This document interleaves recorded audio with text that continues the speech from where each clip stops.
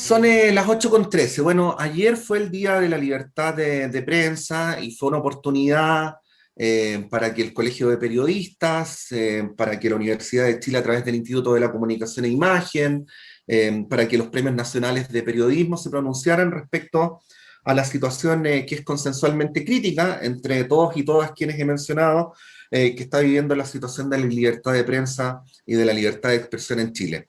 Oportuno hacerlo en un día como el de ayer, pero la verdad es que no es necesario que haya un día específico para poder conversar sobre un tema tan importante como este, así es que en este que es el martes 4 de mayo, queremos conversar, saludar y agradecer como siempre por su gentileza a la profesora del Instituto de la Comunicación e Imagen de la Universidad de Chile y Premio Nacional de Periodismo, María Olivia Monkeberg. María Olivia, buenos días, como siempre, muchas gracias por poder Hola, conversar. hola Patricio, buenos días, ¿cómo estás? Muy bien, espero que tú también. Sí, aquí estamos, lo mejor que se puede Ya, dentro de qué las bueno. actuales circunstancias. Sí, bueno, quería pedirte una reflexión más general. O, a ver, te voy a preguntar lo siguiente. ¿Tú habías visto una situación como la que estamos viviendo en los últimos 31 años? No, no, Ya. así claramente no. Yo creo que es impresionante lo que estamos viviendo. Estaba escuchando el final de tu comentario y yo creo que es muy acertado, Patricio. De verdad, la situación es tremendamente crítica. ¿Mm? Uno lo percibe por todos lados, ¿no es cierto? No es una novedad lo que comentamos, Mm. pero tal vez sobre todo para las nuevas generaciones y en conversaciones con amigos, con colegas, conversaciones telefónicas en su mayoría, Sí. pero la sensación esta de lo extraño, de lo distinto, de, hemos todo lo que se ha visto con la personalidad incluso del presidente Piñera, es algo, yo diría que inédito, sí, Mm. inédito. Incluso, claro, uno vivió horrores en la dictadura, Mm. se vivieron tiempos bastante complejos, imagínate, yo ya no soy tan joven, entonces sí, tengo memoria histórica desde los gobiernos, no sé, por lo menos hasta de Alessandri, de niña chica, de Jorge Alessandri, Mm. nunca había visto un presidente estamos hablando, no Mm. metamos a Mm. Pinochet, ¿no? Esto es otra característica, un dictador, pero los presidentes elegidos en este país nunca había visto una cosa así, por un lado. Por otro lado, tampoco, ni siquiera en la crisis que llevó al golpe, ¿no? En el tiempo de Unidad Popular, yo no, el tenor bueno, de desprestigio de la política, tampoco es una cuestión que estemos hablando de algo nuevo. Sin embargo, uno ve de repente atisbos de salida, de personas, de personajes interesantes, pero en medio de una situación sumamente conflictiva, sumamente complicada, porque tampoco habíamos vivido nunca una pandemia, ¿no es cierto? Sí. Entonces, Sí. en esta crisis sanitaria tremenda, que ha sido llevada con tantos problemas, no solo en las políticas sanitarias, sino que también en lo que es la gestión de la misma crisis, en lo que es lo que podríamos llamar la política comunicacional también del asunto. ¿Ah? Mm. Y, y estamos en lo que estamos, o sea, estamos en lo que estamos con este presidente que nos sube de un 9% en las encuestas, con que no quiere convencerse de que aquí hay que generar cambios. Yo creo que hay que generar cambios profundos también en el modelo económico. Si no puede entenderse que teniendo este país, lo han dicho muchos economistas, mejor que lo que puedo decir uno, pero toda toda la reserva de bonos soberanos, este país puede endeudarse. Sí. Yo he escuchado a los Bueno, presidentes. hay una situación, María Olivia, que obviamente es en la que en distintas instancias, personalidades como tú han ido señalando, que es que en la gravedad de lo que estamos viviendo, además, ha habido un deterioro del ejercicio pleno, como debería ocurrir en cualquier democracia, de la libertad de expresión y de la libertad de prensa, asunto que en principio puede afectar a los periodistas, pero aquí siempre tratamos de decir que es un problema que involucra a la sociedad toda porque estos son derechos universales, ¿no? No son derechos de una profesión específica. Ahora, yo me pregunto, y te pregunto, Sí, algunas de las cosas denunciadas que han ocurrido durante este periodo son especialmente criticables a las actuales autoridades o provienen de antes y ahora se han develado. Digo, por ejemplo, las gravísimas acusaciones de espionaje de la inteligencia del ejército a un grupo de periodistas que parecen provenir desde antes de este gobierno, o los telefonazos a los medios de comunicación que parecen haber ocurrido desde antes de este gobierno, tratando de analizar de la manera más profunda posible cuánto hemos de adjudicarle a la actual administración o cuántas son prácticas, ¿no? Inaceptables respecto a la libertad de expresión que provienen de antes. Bueno, yo creo que es difícil adjudicar porcentajes si no hemos hecho investigaciones profundas al respecto, y no las podemos hacer porque tenemos también las cortapisas para el acceso a esa información. Fíjate que lo conversaba el otro día con otra colega nuestra, y ¿en qué sentido? Por ejemplo, esto de los espionajes del ejército. Sí.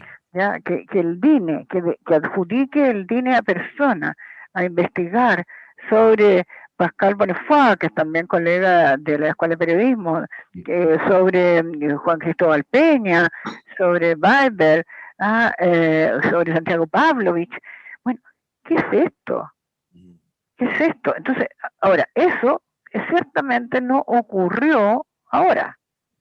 Ocurrió aparentemente hace unos 4 o 5 años atrás, ¿no es cierto? Ahora, el tema es que ya es un dato que es complejo que haya ocurrido, ¿no es cierto?, en tiempos y en tiempos que creemos de democracia. Bueno, el asunto es que cuando se destapa esto, cuando se llega a saber, a mí se me abren por lo menos 2 preguntas. Una es si eso sigue ocurriendo. No lo sabemos. No lo sabemos. Esto recuerda los peores episodios en tiempo de la dictadura, ¿no es cierto?, cuando sabíamos que la DINA o que después la CNI nos llevaban prontuarios de nosotros, de los que éramos los periodistas opositores, los que defendíamos la democracia. Uno le contaba, sí, que había, ¿cómo se llama?, fichas de nosotros. Eso, pero el tema de ahora es, bueno, ¿desde cuándo? ¿Desde cuándo? A lo mejor no se dejó hacer nunca, a lo peor, digamos, quizá, o es en ciertos temas, los temas que afectan al ejército y a los derechos humanos, o a lo mejor quizá los carabineros hagan otra cosa y también lo que afecta a carabineros, pero son por ahora supuestos, ¿no es cierto? Tendríamos que tratar de saber un poco más. Y ahí viene el segundo punto. Para saber un poco más, debería haber dado la cara a alguien, en lugar de estar preocupado frente a otros temas, de hacer declaraciones rimbombantes, deliberantes, de parte de autoridades, de las más altas autoridades de las Fuerzas Armadas. Deberían estar preocupados de dar una explicación al país, no solo a los periodistas, como bien tú dices, a la sociedad, de qué es esto, de este no sé, espionaje, de andar pidiendo las fichas o los certificados del registro civil, de saber si una persona es casada o no, con quién es casada, cuáles son las familias, si tiene hijos. Aparentemente hasta ahora no lo habían hecho con afán de amedrentar, pero ¿para qué lo hicieron? ¿O para qué lo estarían haciendo? No lo sabemos, porque no han dado explicación. Y en lugar de dar explicación, tanto el ejército como el gobierno, salió, recuerda tú, el ministro de Defensa de Sebastián Piñera, Valdo Procurica, con una declaración como a la defensiva. Entonces, ahí uno ve que aunque hayan sido cuestiones anteriores, que podrían seguir siendo, no hay explicaciones. Sí. No, no te da la impresión, no digo necesariamente tú y yo, digo la sociedad, de que nos hemos ido tristemente acostumbrando a esto, de que hemos perdido la capacidad de asombro. Lo pregunto porque yo imagino que si en un país de Europa, yo sé que algunos tienen prejuicios con que uno se compare con Europa, pero ya, cualquier otro país, ¿no? Si se descubriera que el ejército está haciendo mal uso de la inteligencia, porque este es un mal uso de las tareas de inteligencia, para espiar periodistas, bueno, lo más probable es que se hubiese provocado un escándalo traducido en la inmediata renuncia del director, en un pronunciamiento enérgico de las autoridades políticas del país. Pero aquí como que nos hemos acostumbrado a que no pase nada, ¿no? Y salvo obviamente la voluntad de algunos medios de comunicación y periodistas de poner el tema arriba, como que pasa desapercibido. Quería preguntarte si compartes esa impresión y qué reflexión se puede hacer también respecto a cómo colectivamente debemos fijar el estándar democrático. Bueno, es que eso es lo que nosotros, en este caso, por ejemplo, junto a Dino Pancani, al director de la escuela y los premios nacionales, hicimos esta pequeña declaración, porque es un texto bien corto, bien breve. Creo que se pusieron los puntos sobre las i en algunos aspectos, no en todos, porque ayer justamente estuve en la reunión con la UNESCO, en que se conmemoraba justamente este día de la libertad de prensa, y ahí viendo los informes que ha habido en el último tiempo de organismos internacionales, y si uno reflexiona sobre cuestiones que han estado ocurriendo, son las que señalamos en esa declaración y son hartas más. ¿Ah? En diferentes planos están ocurriendo cosas, ya han ocurrido situaciones a las que efectivamente la gente, la ciudadanía se ha tendido a acostumbrar. Y pasa otra cosa, Pato, y es que se cree muchas veces, interpreto yo, de que fueran temas solo de nosotros como periodistas, de temas gremiales que tendríamos que hacerlos en reuniones entre periodistas. Sí, reuniones de sindicatos, claro. Claro, y no se entiende que justamente lo que ayer se recordaba mucho es la frase, que es mucho más que una frase, para mi gusto tiene mucha contundencia, de que la información es un bien común. Así lo ha declarado Marco. Así, es una concepción de Naciones Unidas como no solo así, un derecho humano básico para la democracia, sino que es un bien común. Y al ser bien común, es la sociedad, pero es el Estado también el que tiene que protegerla, resguardarla y fomentarla. Y en lugar de eso, tenemos esta situación que se ha ido haciendo cada vez más compleja, en la medida que se ha ido haciendo más crítica la situación del país. Yo te diría, después del estallido hacia adelante, también hemos visto mayores complicaciones, mayores problemas en estos temas. Por ejemplo, hay otras cosas que no las hemos mencionado en esa declaración, pero existen. ¿No? Esto de la ley de uso de publicidad, de la ley de injuria y calumnia, que está vigente todavía. Son cuestiones que el día de mañana, ya no tan lejano, esperemos, se puedan ver tanto en el proceso constituyente como en todo lo que haya que construir después en materia legal, porque eso que no se alcanzó a derogar o no hubo la voluntad política, legislativa para derogarla cuando fue la ley de prensa. Hoy sí hay que perfeccionar todo eso, hay que mejorarlo para garantizar justamente la libertad de expresión, el acceso a la información, el que no sean sometidos a juicio los periodistas, entendiendo que los periodistas son y somos mediadores con la sociedad, entendiendo nuestro rol de servicio público también. Yo te diría que hay mucho paño que cortar, mucho de qué preocuparse, y por eso es que es fundamental que las demás personas sean en las diferentes en organizaciones, yo te diría es un tema que en las universidades tenemos que conversar, es un tema que los otros colegios profesionales debieran ver, y porque nos afecta a todos, que a nivel político se entienda también, por cierto, Sí. para que se convierta en cambios constitucionales, de hecho. O sea, aquí no puede seguir habiendo un estado subsidiario que mire para el lado con todos los temas que afectan en forma tan fuerte a la libertad de expresión. Piensa tú que en Estados Unidos la libertad de expresión es como es el derecho básico para empezar a hablar de los demás. Estamos conversando a esta hora de la mañana con María Olivia Monkever, que es profesora del Instituto de la Comunicación e Imagen de la Universidad de Chile y Premio Nacional de Periodismo. María Olivia, bueno, hemos tenido durante el último tiempo, y es lo que hemos conversado en parte hoy, manifestaciones groseras de atentados contra la libertad de prensa y la libertad de expresión, espionaje, represión a los periodistas en las calles, telefonazos a los medios de comunicación, en fin. Pero yo no quisiera olvidar esta mañana, porque bueno, tenía la pretensión que dentro de las limitaciones temporales que tienen estas entrevistas pudiéramos mirar el fenómeno más general, de otras maneras más sutiles de acallar el periodismo o de intervenir la función social del periodismo. Y yo me quiero referir fundamentalmente al tema del control económico del periodismo, María Olivia, y preguntártelo, porque sé que además tú lo has estudiado. O sea, no es casual que en un país como Chile algunas de las principales fortunas o de los gremios más poderosos del país tengan medios de comunicación que no son, entre paréntesis, por lo general, un negocio.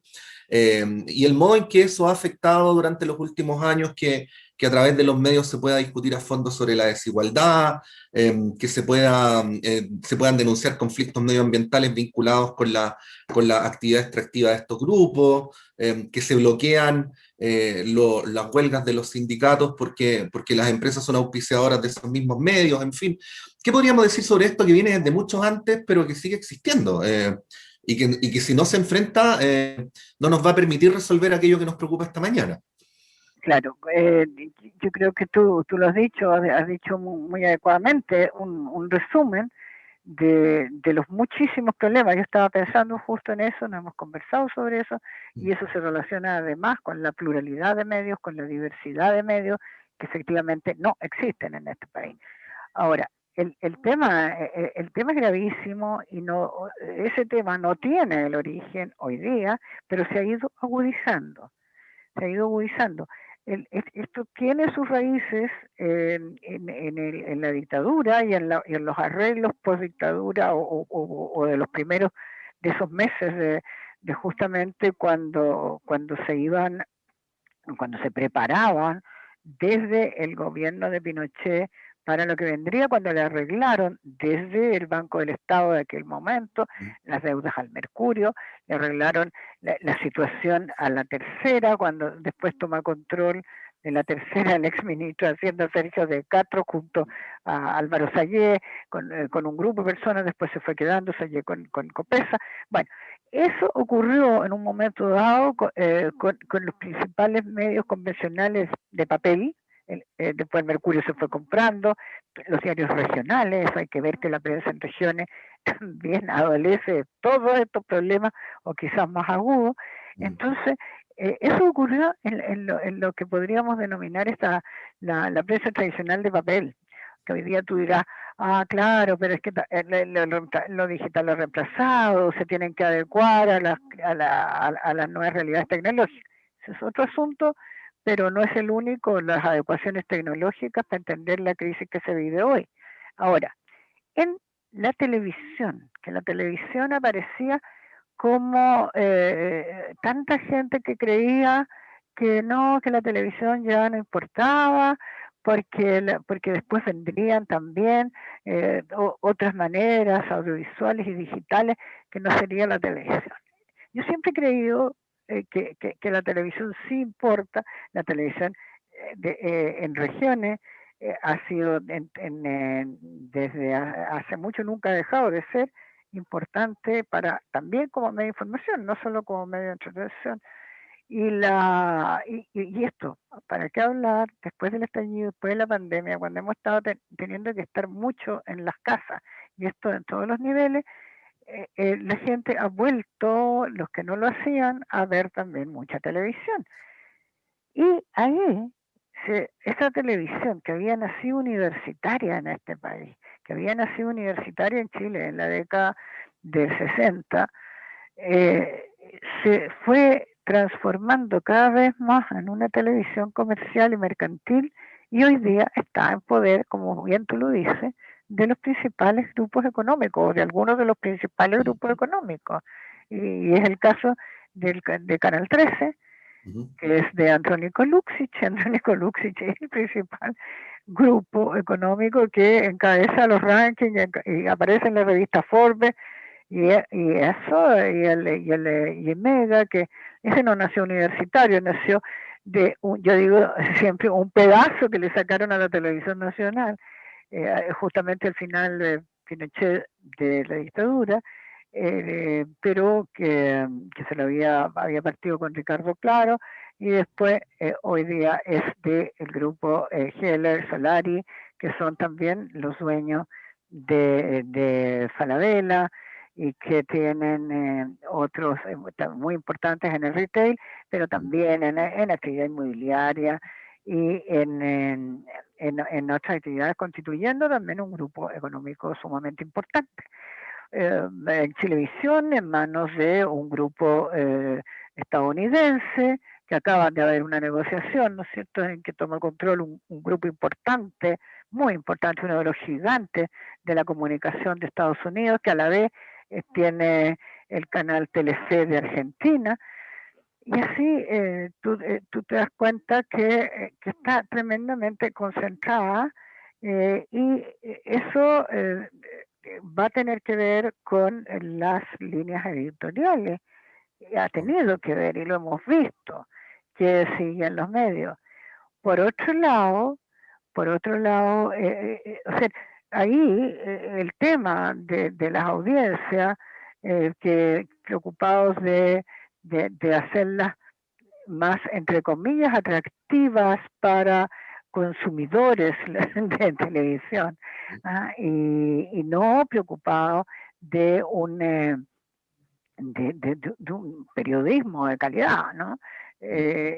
Han echado muchos periodistas, ha habido olas de despido entre medio de tantas transacciones. A la vez, tú tienes que la televisión pública, televisión nacional, se había ido deteriorando por la falta de voluntad y porque el gobierno como el actual, y no solo en esta etapa, sino que en el anterior gobierno Piñera, fueron no solo muchos de sus partidarios críticos. No olvidemos que la UDI el año pasado nomás volvió a decir que había que privatizar Y claro, Canal. TVN y Codelco siempre los proponen juntos. Claro, claro. Sí. Y esto viene también, yo siempre miro un poco atrás a la dictadura, pero yo creo que nosotros tenemos que tener presente la historia, para poder entender el presente en muchas cosas. Yo me acuerdo, yo trabajaba en ese tiempo en el diario La Época, y me acuerdo haber escrito reportajes a propósito de la eventual privatización, de los intentos de privatización de la televisión nacional.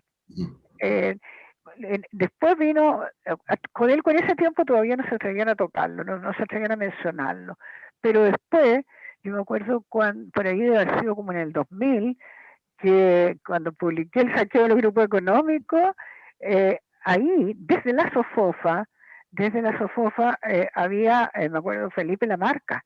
Fíjate, Felipe Lamarca, que es el actual, es casado con Ana Luigi, que es la directora del Canal Nacional actual. Bueno, Felipe Lamarca decía de que había que privatizar Codelco, fue una voz. Pero antes me parece que también Fernando Leni, que fue ministro de Economía, que ya murió, también eran como, cada cierto tiempo surgía una voz de un economista, de un empresario, que decía que había que privatizar Codelco. Imagínate tú privatizar Codelco ahora. Debe haber algunos que tienen ganas, sobre todo con las alzas del precio del cobre. Está todo el tiempo eso en forma permanente se está diciendo. Fíjate, lo de Codelco. Si Codelco se salvó fíjate que curiosamente Codelco se salvó por los militares, porque algunos generales, estaba Gastón Frés, que había sido vicepresidente, se opusieron y se lo plantearon a Pinochet en su minuto. Estoy hablando de los años 89, por ahí. Y hubo una posición muy firme para que no se privatizara Codelco. Entonces, estas han sido, no son cosas de ahora. No. Y sí se han agudizado en el caso de los medios de comunicación fuertemente.